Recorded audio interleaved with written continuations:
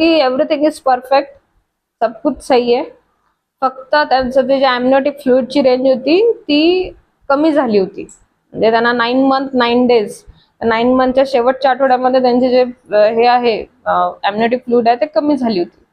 डॉक्टरांचं सजेशन आलं, एक 2-3 सलाईन लावून बघू आपण. जर काही इम्प्रूव्हमेंट वाटली आपल्याला तर ठीक, नाही वाटली तर आपण सरळ ऍडमिट करू. त्यांना मग त्याच्यावर देण्यात आले आर्टिफिशियल इंजेक्शन्स लेबर पेनचे.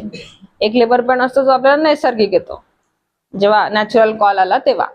त्यांना काय करण्यात आलं, इंजेक्शन इंजेक्ट करून आर्टिफिशियल लेबर पेनचे क्रॅम्प्स त्यांना देण्यात आले.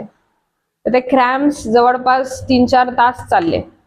3-4 तास त्यांनी प्रयत्न केला. मग ऍट द मोमेंट डॉक्टरचं म्हणणं होतं की नॅचरल असते तर 2-3 तासाच्या क्रॅम्प्स मध्ये डिलिव्हरी होऊन जाते, पण तुझं आर्टिफिशियल असल्या कारणाने तुला कदाचित जास्त वेळ लागेल.